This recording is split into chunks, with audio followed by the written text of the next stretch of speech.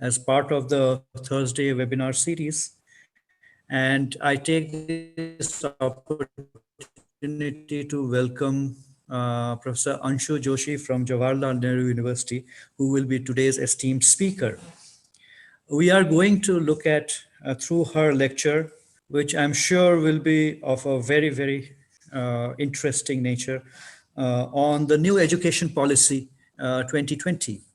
And let me introduce her first by reading out her qualifications. She has done her PhD from Jawaharlal Nehru University in the Diplomacy and Disarmament Division of the School of International Studies, and works on issues related to terrorism, Islamic fundamentalism, feminism, security, media studies, and a lot of other issues as well. She writes on contemporary political and social issues and has over 60 academic and uh, popular articles published in reputed international and national journals, newspapers, and magazines. She is also an acclaimed author and has been felicitated by Gujarat Sahitya Academy, Government of Gujarat, and presently Dr. Joshi is focusing her attention to the new education policy of 2020 and has written 5 articles on the topic so far and more in the offing. And she is also the senior warden of the hostel and has a huge fan following. And so, without any further ado, I would invite Professor Joshi to deliver her lecture. Dr. Joshi. Thank you so much, Professor Ghosh. Am I audible? Okay. Yes, yes. Thank you. Please go ahead.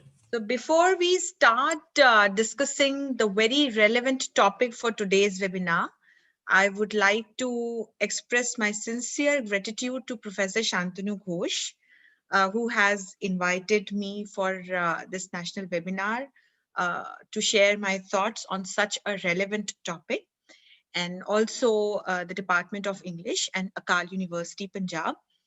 So my best wishes and thanks.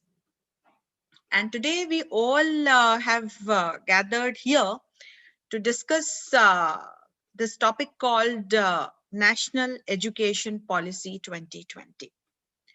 So there are a lot of dimensions, there are a lot of aspects to discuss when it comes to new education policy or national education policy that has come in 2020. There are a lot of questions in our minds. There are a lot of speculations. There are a lot of apprehensions. And all of a sudden, we have got this policy with the transformational changes in Indian education system. So when Professor Ghosh and I discussed about the topic in this webinar, this is what I thought and discussed with him, that it's good to discuss the policy itself first of all, and then we would see there are few dimensions related to the challenges related to its implementation. So today, first of all, I'm going to discuss the policy with you all. I hope you all must have already gone through the policy, and the draft is available very easily on internet, and you all must have read it. And then I would discuss few challenges and what could be the plausible solutions. And I would also be using Hindi in sharing few experiences or while giving you a few examples. So when we see the national education policy, it's basically divided into 4 major blocks when you look at the draft. And it's about school education, it's about higher education, it's about the research and funding part, and it's about the administration part. And of course, in the end, it also discusses the implementation part of this policy. And there is not a single point related to Indian education system that is not involved in this policy. So be it the early childhood care and education, or the foundational literacy and numeracy, or the new pedagogy and improvements in curriculum in schools, or curtailing dropout rates. That's a major problem, challenge for our education system today, or the quality and training of teachers, or the equitable and inclusive education, or regulation and accreditation of the school education to ensure quality and uh, equal quality of education across all schools. It's related to like the first block called school education, all covered in this policy, thoroughly covered. When we see the higher education part, it talks about how to create a new and forward looking higher education system in India. And many points related to that I'll share shortly. It's about be it about the institutional restructuring, or how to make the education holistic and comprehensive, how to make it multidisciplinary, and how to keep the students as well as teachers motivated, energized, and capable enough to do world class research. And again, the quality of and training of teachers, professional education, vocational education, and promoting high quality research. Everything is discussed by and large in the second section called higher education.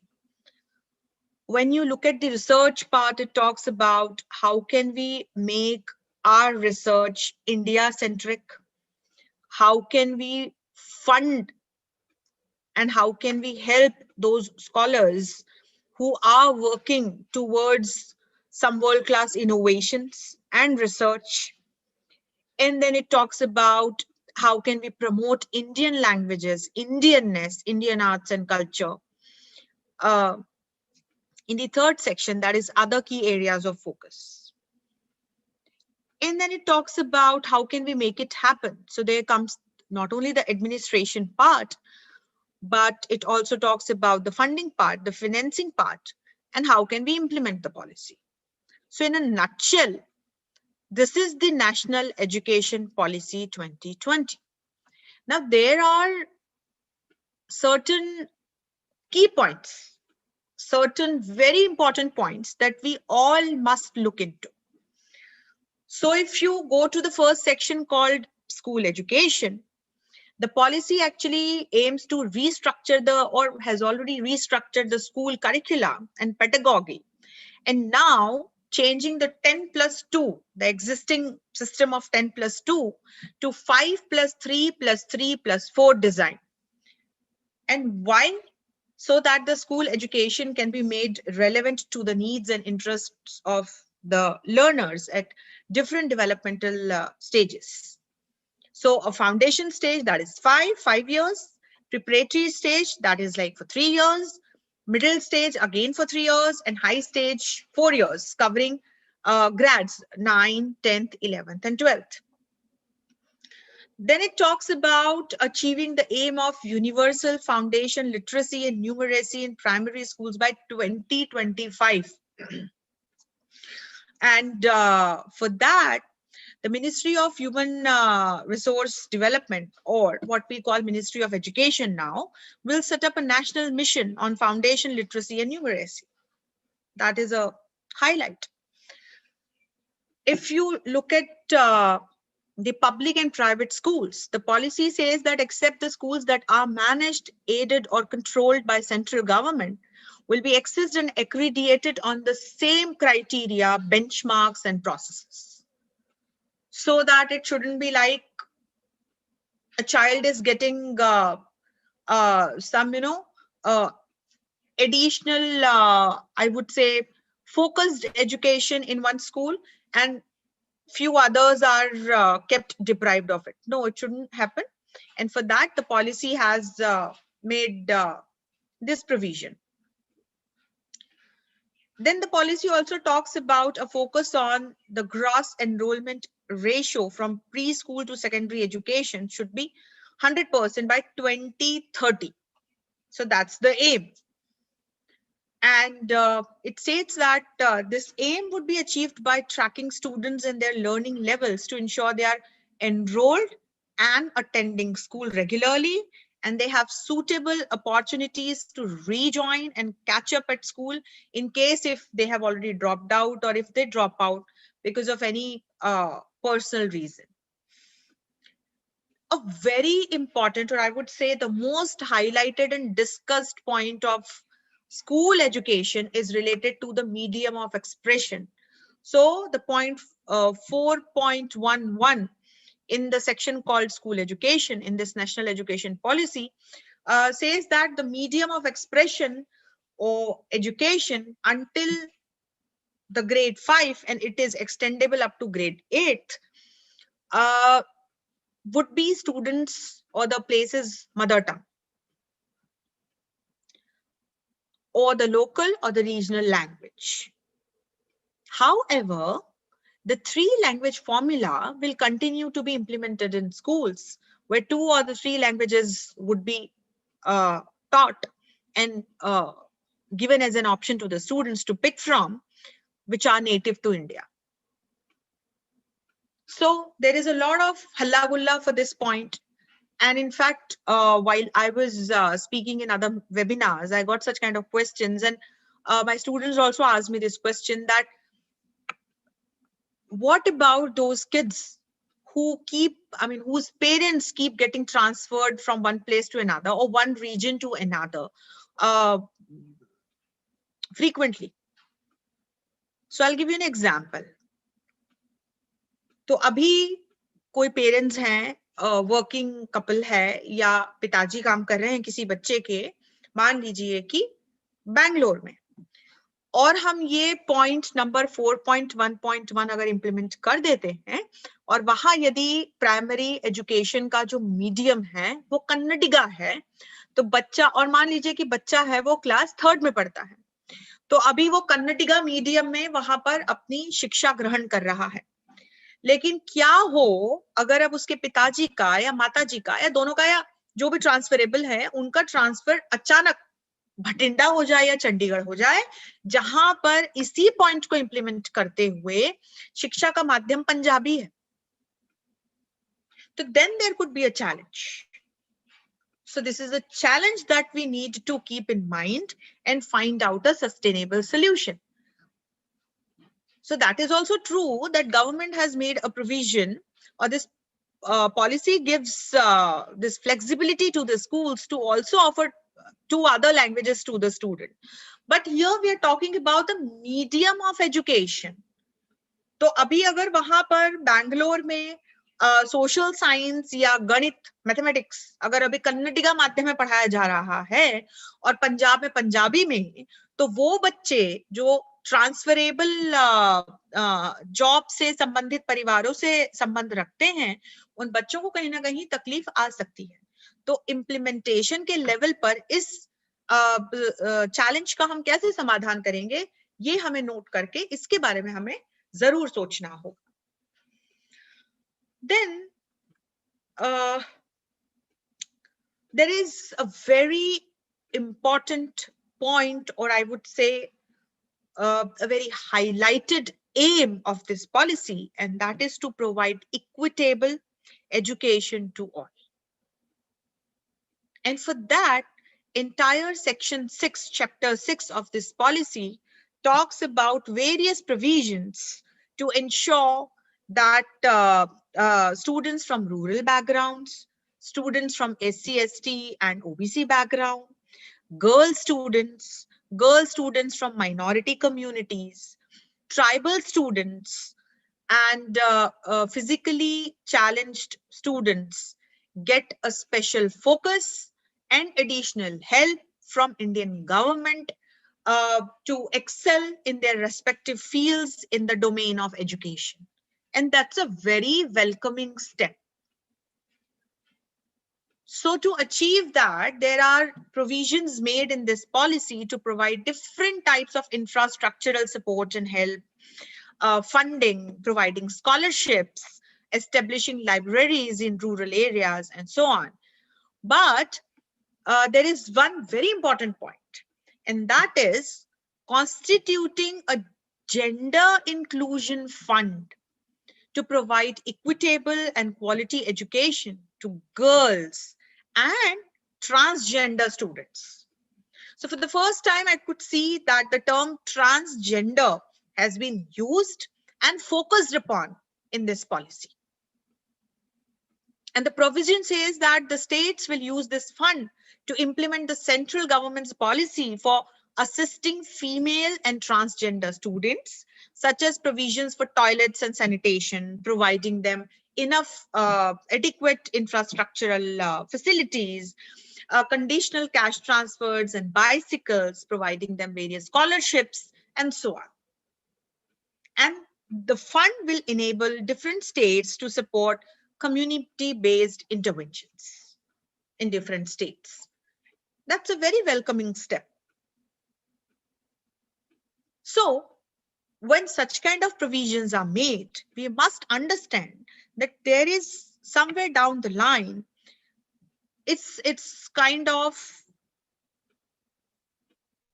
an objective to eradicate gender inequality and improve the biases or eradicate the biases that exist in our mindsets. So that's indeed a very welcoming step. And I don't see any challenges related to implementing such kind of funds or providing such kind of facilities or focusing on achieving such kind of objectives. Then there are other highlights of this policy or the transformational changes it talks about. So now the degree education will be of 4 years, and the policy says that at every year, if the student chooses to drop out or leave the college, he or she will not leave empty-handed. So, for example, if a student take admission in a BA course and chooses to leave the course after completion of 1 year, he or she will be provided with a certificate. If the student leaves after 2 years, he or she will be provided with a diploma. If the student leaves after 3 years, he or she will be provided with a degree. And at the completion of 4 years, he or she will be provided with a degree with an eligibility to get into the PhD course. And here comes another transformational changes. MPhil courses have been scrapped. So now MPhil will not be having any value. So you complete your degree of 4 years, you complete your master's, and because you have completed 4 years of your degree, you are eligible to go for research. You can give your entrance exam for PhD and you can get into PhD. So that's the idea now. And along with it, to promote multidisciplinary education, this policy has made multiple provisions. So the policy says that all higher education institutions will aim to be multidisciplinary by 2040. So by 2030, there would be at least one multidisciplinary higher education institute in every district. And along with it, this policy aims for the gross enrollment ratio in higher education to increase to 50% by 2030 from 26.3% that was counted in 2018. So quite ambitious objectives, but achievable, I would say. And the policy also talks about providing a lot of flexibility in terms of higher education. I have already explained you how the degree course will be according to this new national education policy.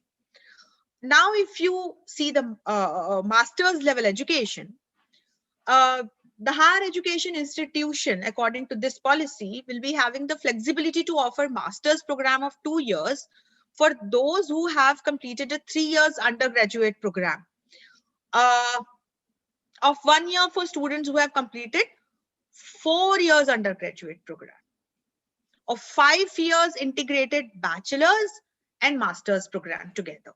So it's up to the institution. And then to promote world-class research and innovation, the policy says that high-performing Indian universities would be encouraged to set up campuses in other countries as well, and open campuses of other universities in their campuses.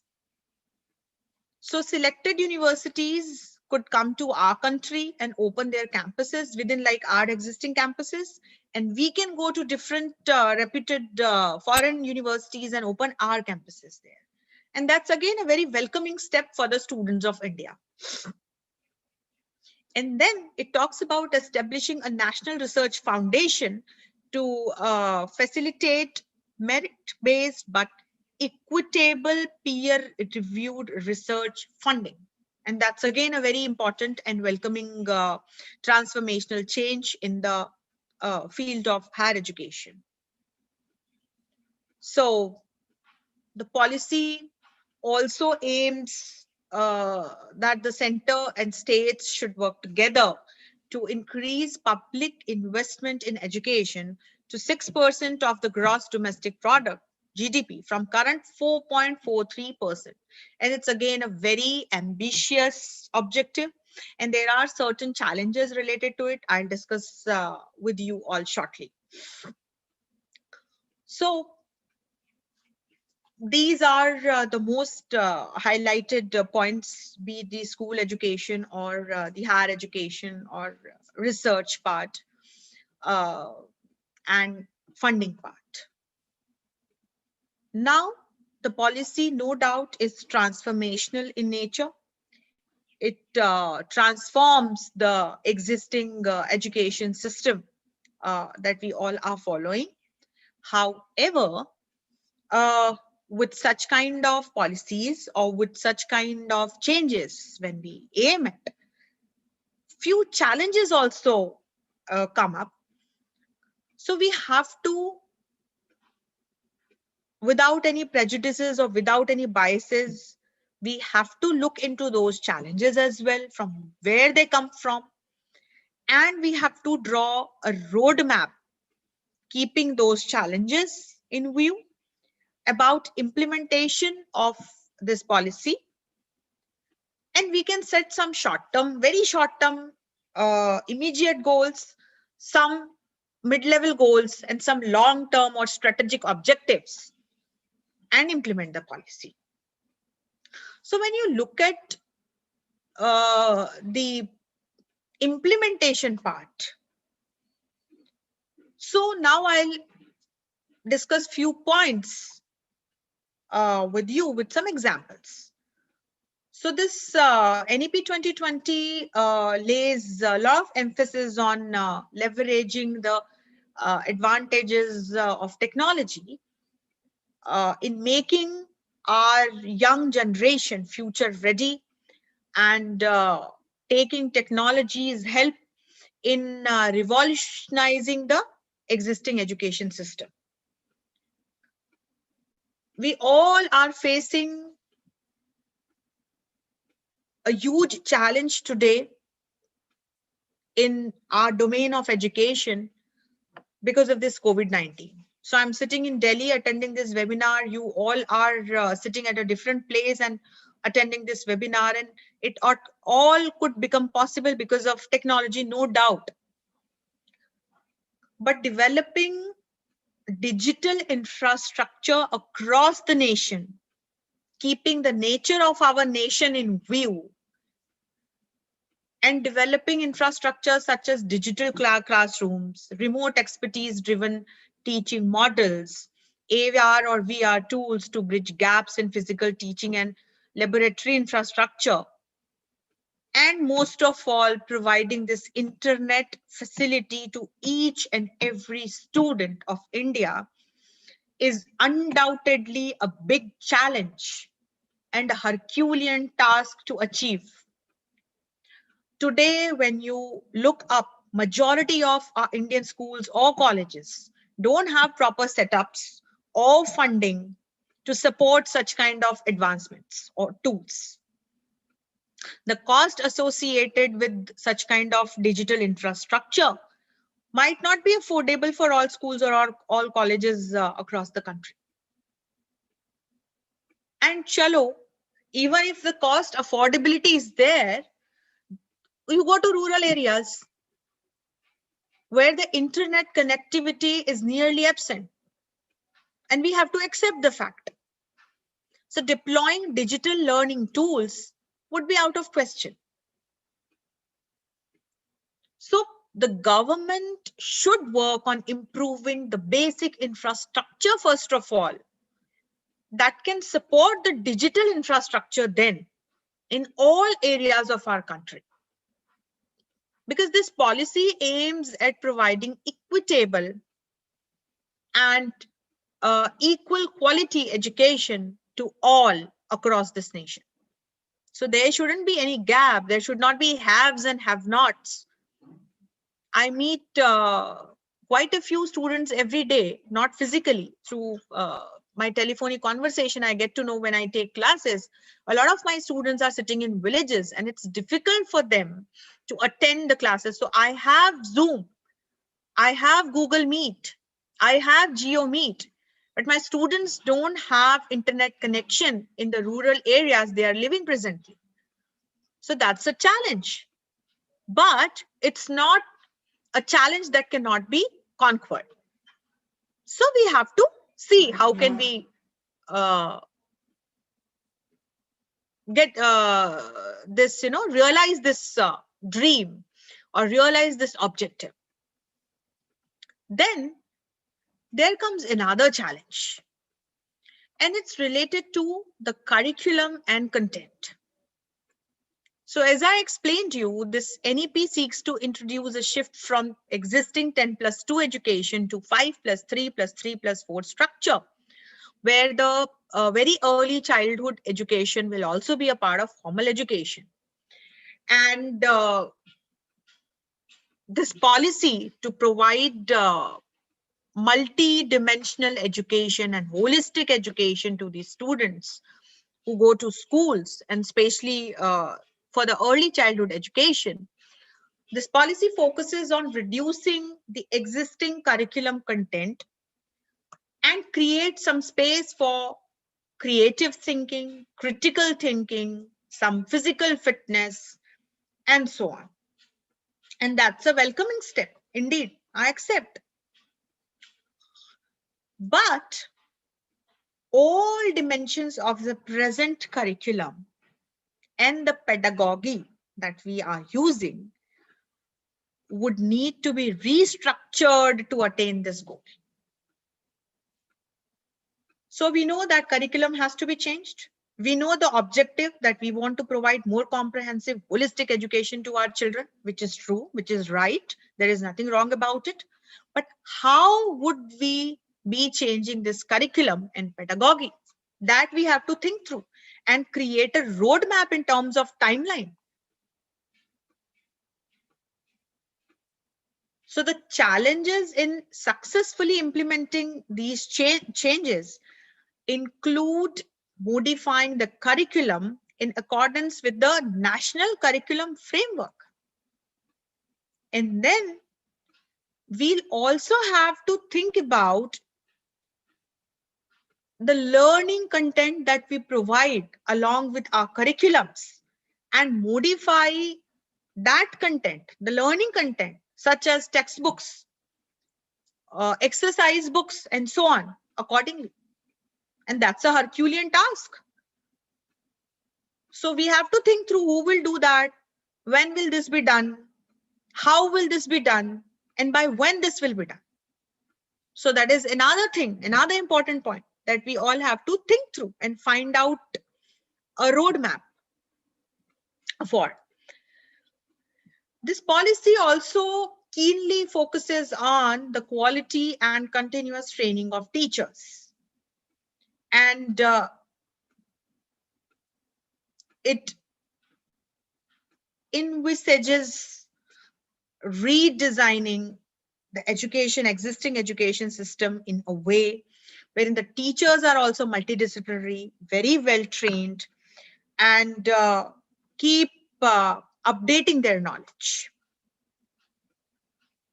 So for that, schools and colleges and other concerned institutions and authorities would need to hire and train their teachers in light of the future pedagogical needs to make a smooth transition to this new education system.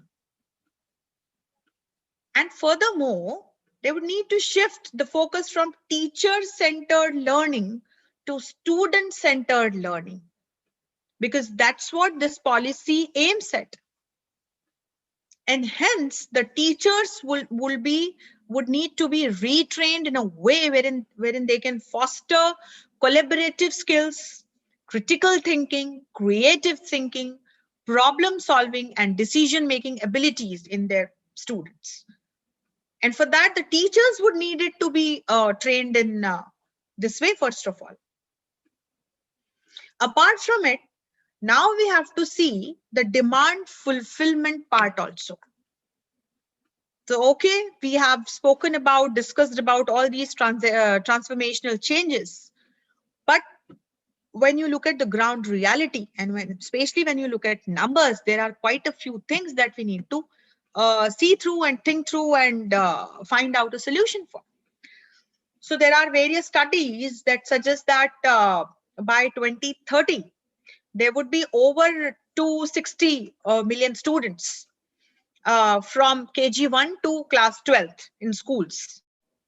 And for that, uh, comparing the current numbers of teachers, we would need approximately 6 to 7 million more teachers to handle this huge Herculean student population.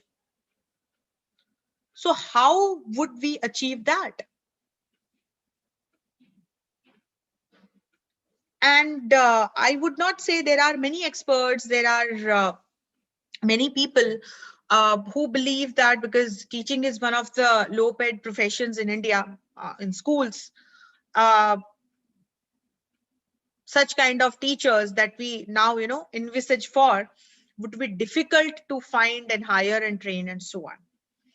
But I believe that still we have a huge number of such energetic youngsters who want to change the fate of this nation through education, and they want to become teachers.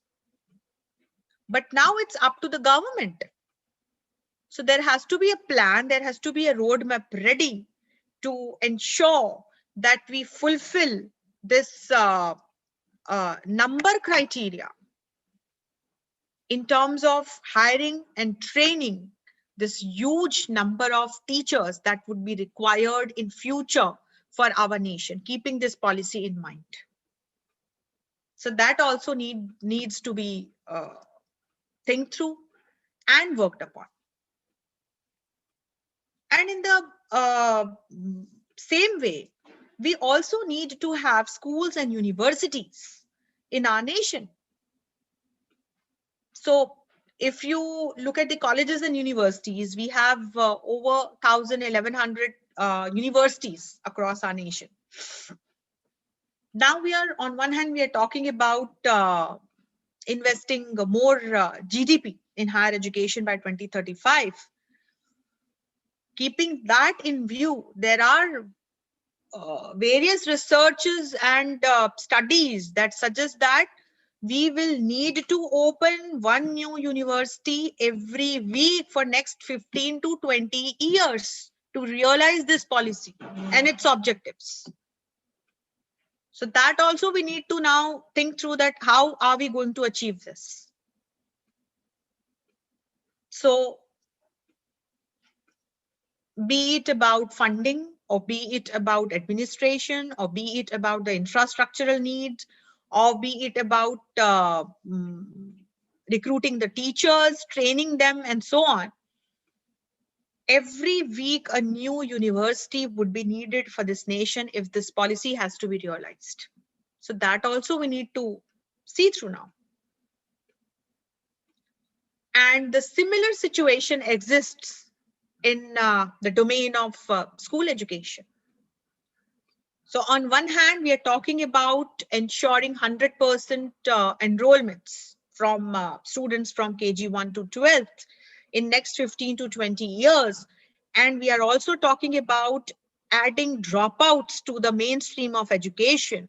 We need to have more infrastructure. We need to have more schools. We need to have better schools, especially in the rural areas. So government would need to pay focus on that also. And it would certainly require a substantial amount of investment in schools and campuses. So it's an interesting challenge. And why? Because funding would be needed. And in COVID era, from a funding point of view, we can't say that it's a very favorable time. So although NEP 2020 talks about an increase in education spending from 4.6% to 6% of GDP, which amounts to around 2.5 lakh crore rupees per year. And this money would be well spent on the challenges that I just discussed, building schools and colleges and developing campuses and hiring teachers across the nation. And for operational expenses such as providing free breakfast to school children and so on. The situation right now is a bit challenging, that requires attention in other domains such as healthcare and economic recovery, right? So this policy has come at the time when our economy is indeed facing some challenges. And our healthcare facilities also are demanding a lot of focus from the government. So although the policy implementation is a 20 years journey, but we would have to start implementing, and we will have to start realizing it in next 2 to 3 years. So keeping the situations of COVID-19 in focus right now, it seems to be a bit challenging. And again, we have to think through this situation and find out a solution. A very important and interesting challenge that we all must think about is related to culturally shifting our mindsets to promote interdisciplinary higher education. So in higher education, NEP 2020 focuses on promoting interdisciplinary and multidisciplinary learning, and it's indeed a welcoming step. Because so far our universities for decades have been siloed and departmentalized and compartmentalized, and this culture has to be changed. No wonder. But we will have to make a lot of preparations to seamlessly execute this particular plan and achieve the objective behind it.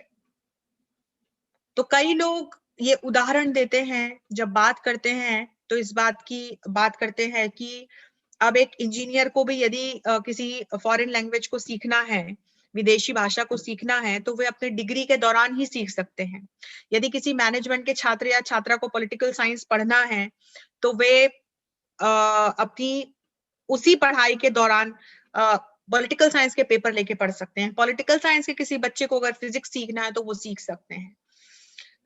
लेकिन अभी तक का हमारा जो system है वो आपको समझना पड़ेगा, वो एक्सपर्टीज पर चलता है। तो जब हम हायर करते हैं अपने प्रोफेसर्स को या टीचर्स को, तो हम जिस एक्सपर्टीज की रिक्वायरमेंट होती है हम उसके हिसाब से हायर करते हैं। तो हमको कहीं ना कहीं अपने रिक्रूटमेंट व्यवस्था में भी फिर इस प्रकार के बदलाव लाने पड़ेंगे, so that it can fit this multi disciplinary education. वरना ये ना हो, I'll give you an example, that an engineering student completes his BTech or BE degree in whatever civil engineering or mechanical engineering and electronics engineering. उसके बाद मान लीजिए he or she chooses to go for some other social sciences or foreign language का course during his MS or MTech. And after that, when he or she wants to apply for becoming a teacher, he or she should not be demoted, he or she should not be rejected on this fact that he or she went for a different course or different paper or different subject other than his area of expertise during his higher degree. So that has to be seen. But I would again come to the point where I started. When you look at this policy itself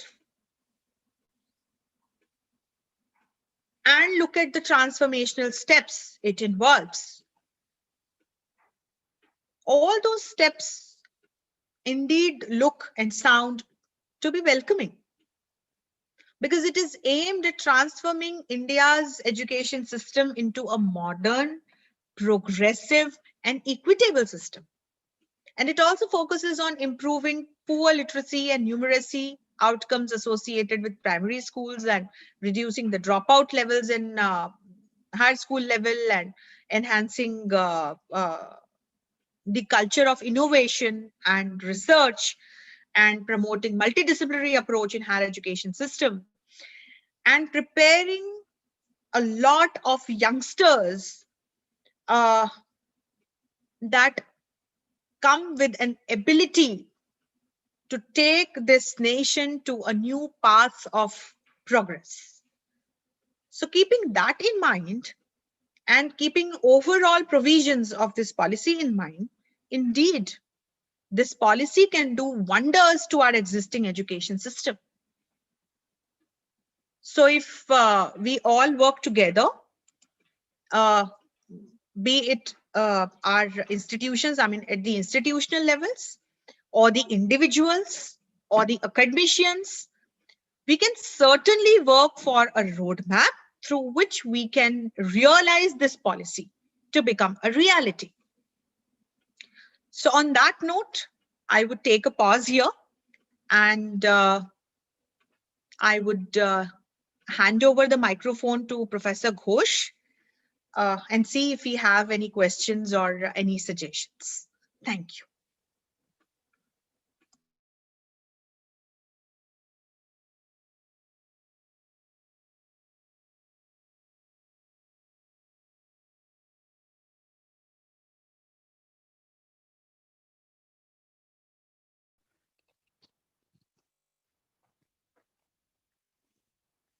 Yes, thank you, Professor Joshi, for such a wonderful,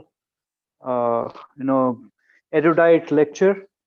And I'm sure that the participants have learned a lot from your option. There are certain points that I also want to get some clarifications from you, and you have to excuse me because I had to switch the devices because one of the computers crashed, and I have gone back to my Android phone for doing this wrapping up kind of thing. But before we wrap up, I think it would be very useful for answering a couple of questions that have come in. One thing is that the increase in the GDP that you have talked about from 4.5 to 6%. It is a huge phenomenal amount, although not sufficient because policymakers require it to be about 10% to make any substantial change. But coming after lot many decades, this kind of an increase is a really big boost for the education policy in general at all levels, I think. So the question is that somebody has put a question as that how is it going to be a challenge to look at this increase in GDP and where to allocate them, whether in whether in higher education or in school education, and what is it going to be used for? I think you mentioned in passing some of this, but please, if somebody wants to get a highlight of this, please.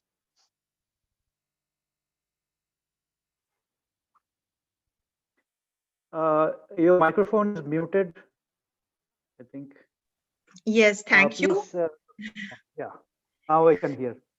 Yes, Professor Ghosh, I described this point in detail. That the policy now intends to increase the GDP investment in education from existing 4.6% to whooping 6% now, and this entire money is intended to be used in realizing the objectives this policy aims at. So, for example, in school education, we just discussed and I explained that how the government plans to open a gender inclusivity fund that would be used for female and transgender students so that they continue with their education, they don't drop out uh, from their education, and they get all infrastructural and other support from the Indian government to excel towards higher education. So it involves a lot of provisions like providing different scholarships, distributing bicycles, developing infrastructural facilities like toilets and special hostels and so on. So obviously, this increased money, this increased investment would be used here. Then I also explained that how we would be needing at least one new university every week, and similarly, couple of schools every week, and whooping 6 to 7 million teachers in next 5 years to cater to the increased requirements uh, in terms of the number of students we'll be having in both school and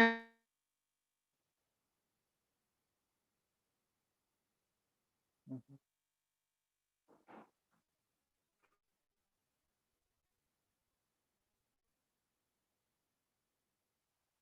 Again, ये freeze हो गया.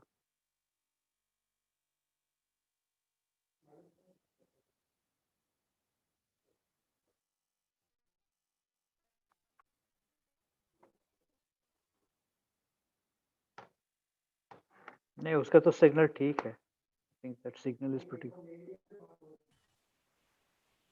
देखो मैं आपको बात कर पा रहा हूँ. Okay.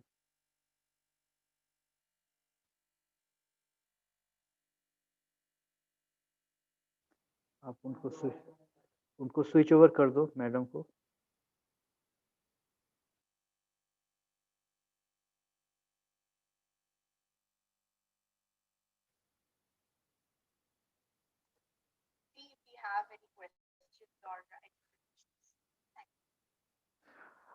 The second question that I have had from a couple of people from the YouTube interaction, so it is being streamed on the YouTube as well, is that this exercise is having a requirement of a lot of curriculum training and thank you, Professor Joshi, for such a wonderful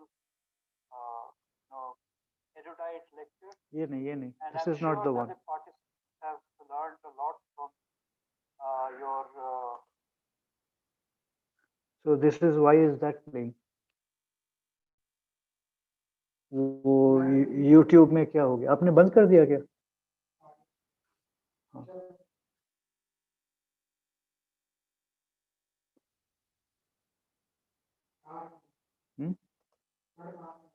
madam तो आ रहे हैं लेकिन I can't ask questions. Thank you so much, Professor Ghosh, for waiting. My internet, my system got disconnected.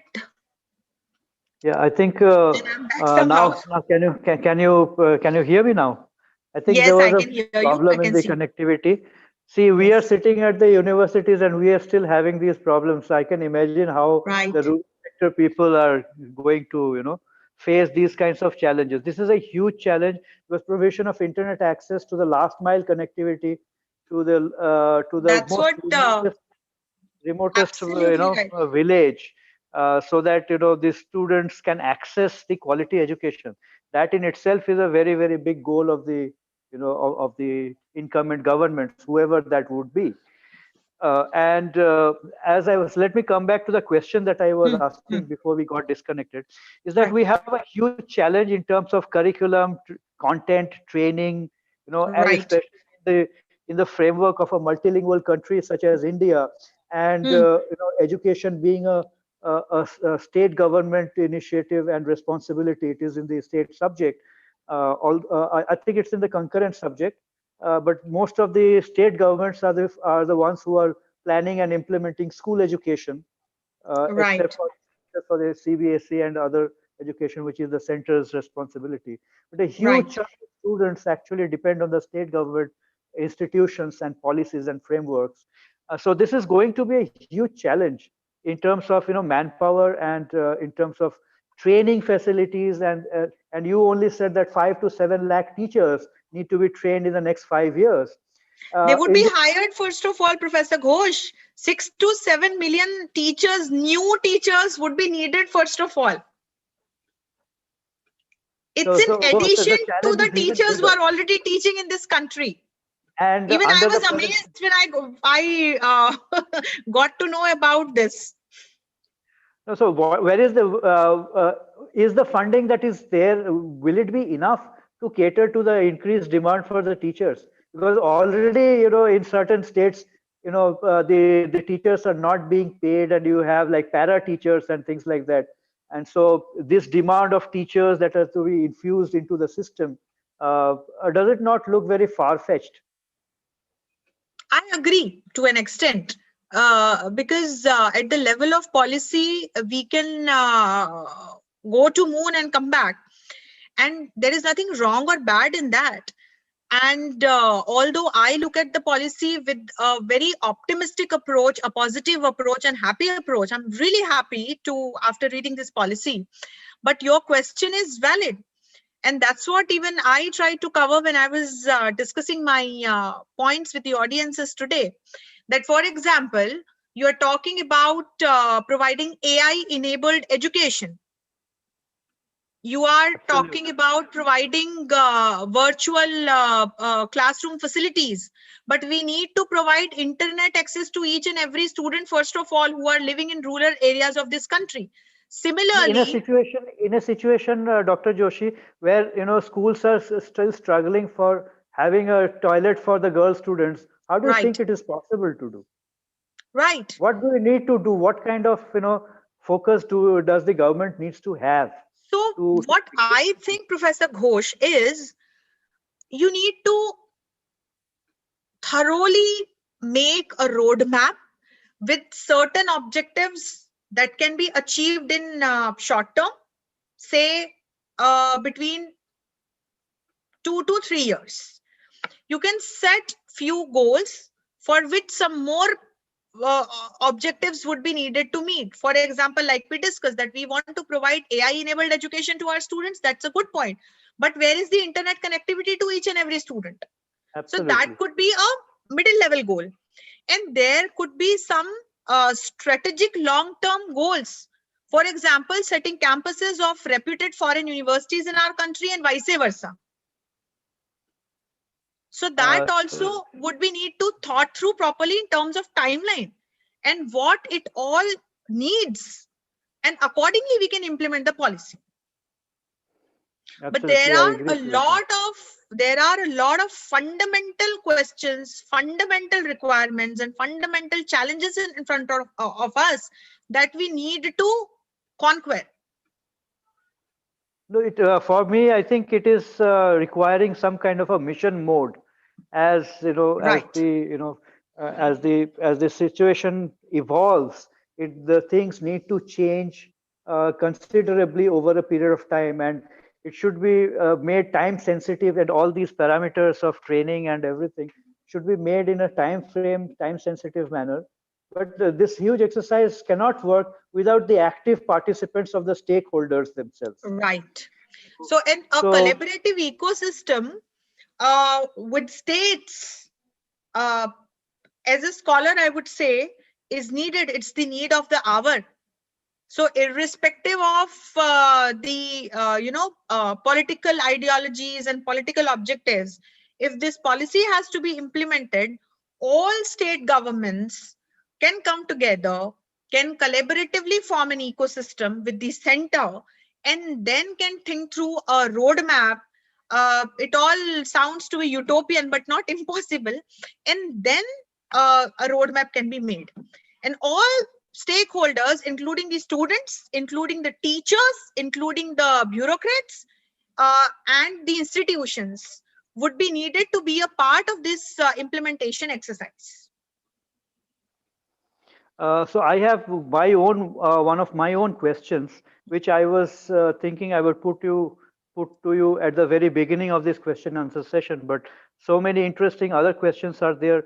But I would like to know from you, what is the role of public institutions and public universities in this exercise, that this higher education policy and framing of different curricular frameworks, teacher training, and etc.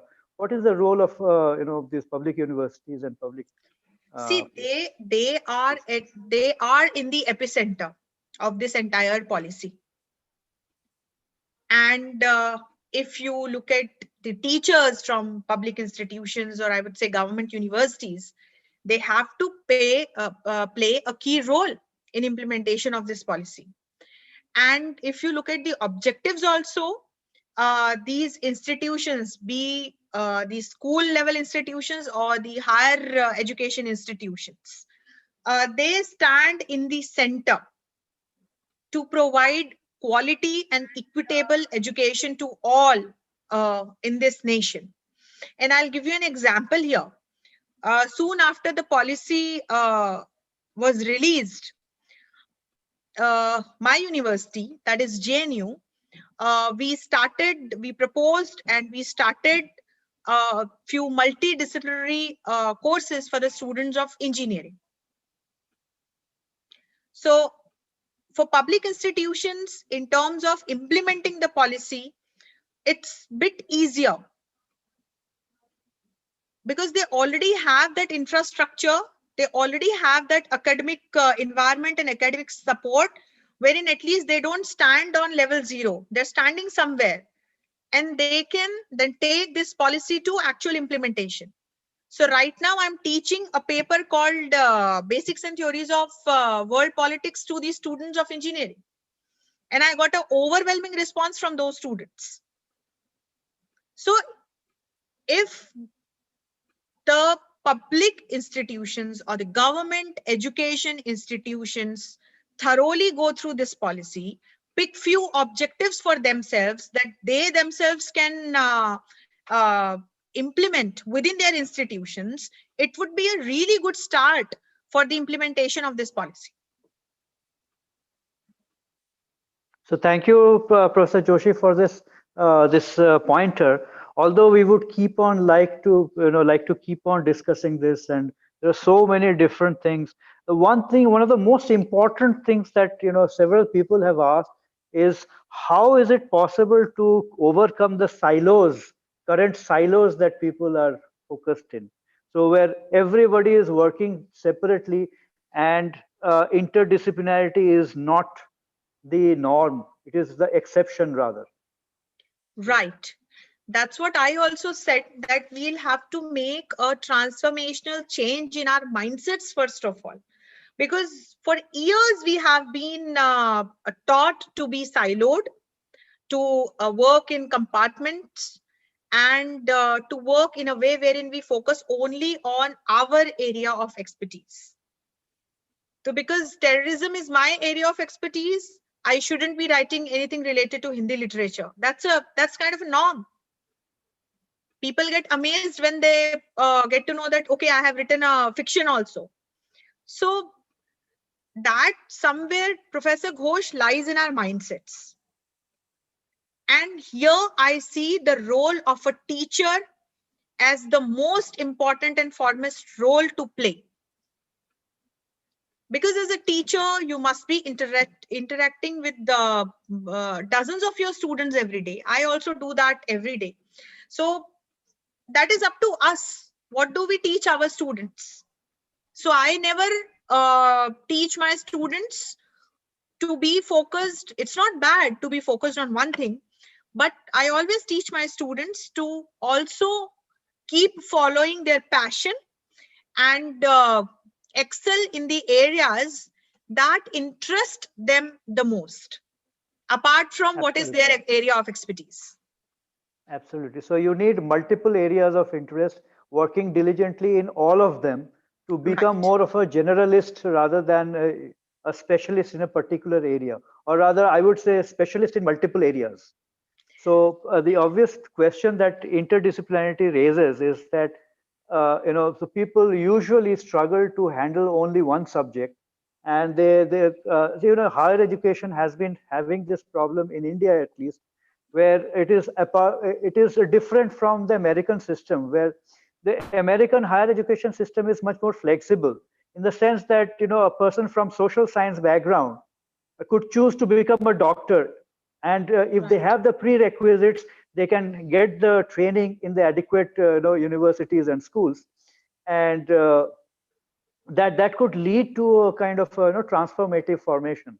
But obviously there's a lot of people who over there don't prefer to teach their children in schools.